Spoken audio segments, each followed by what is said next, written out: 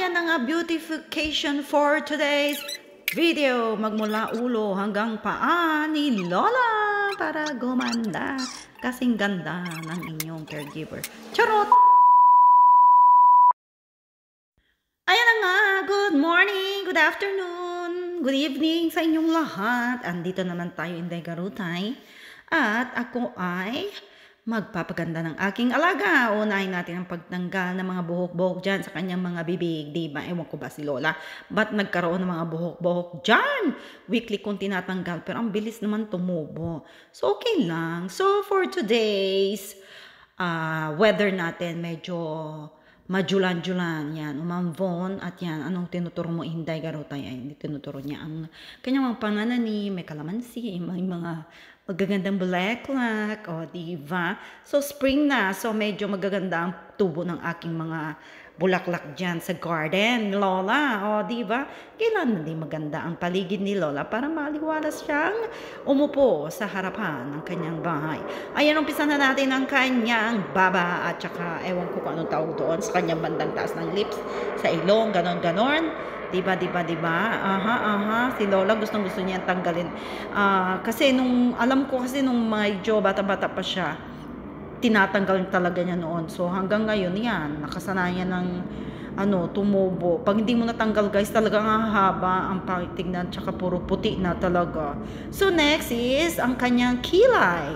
May tumutubong kilay. Kahit may tattoo yan guys, may tumutubo pa rin na kilay, pero puti. So tinatanggal ko pa rin kasi humahaba siya. Pangit tignan.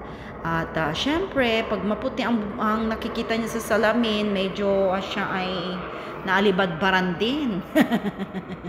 And next, ang kanyang kamay, ang kanyang kuko sa kamay, diba?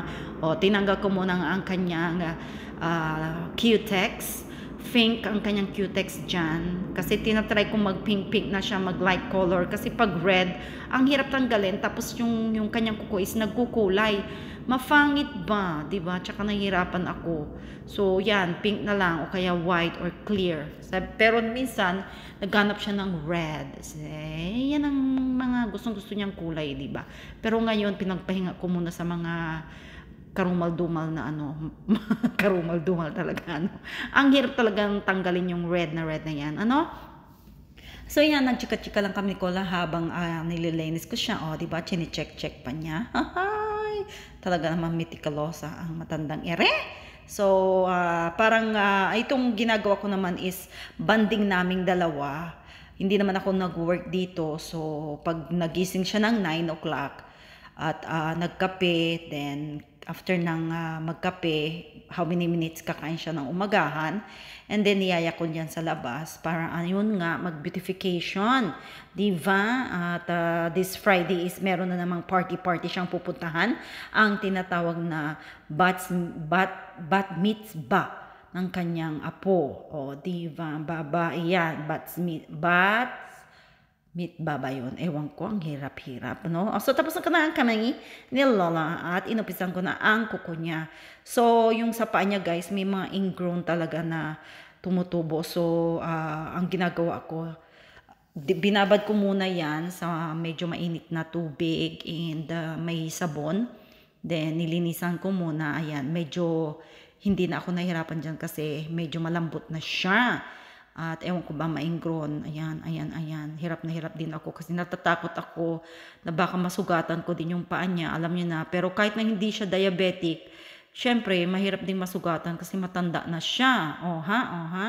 At yung kuko niya, pag nasa dulo, is parang dumidikit na doon sa kanyang balat, doon sa loob ng kuko. So, nakakatakot guys. Nasugatan ko minsan. Kaya naawa ako na padugo ko. So, natakot ako guys. Pero yan, nag-enjoy naman kaming dalawa. Kami ay nag-chichikahan, ganyan-ganyan. Kasi minsan hindi na niya alam kung anong araw ngayon, anong oras na. Kasi lagi niya sinasabi yung shishi or Friday. May handa na raw na pagkain for the evening. Lagi niya sinasabi Friday. So, naintindihan ko naman kasi unti-unti na niya nakakalimutan yung mga ginagawa niya noon. Pero, hindi makakalimutan niyang kagandahan ni Lola, diba? Talagang alam na alam pa rin niya. Pag marumi na ang kanyang mga kuko, sasabihan na ako na niya, Nurin, sabi niya, si Pornaim Shili. Si Pornaim Shukoko is marumi. Ganon. So, ayan, nagchika-chika. So, wala akong magawa-gawa. Basta banding-banding lang kaming dalawa. Mahal ko yarn. Bye! God bless everyone!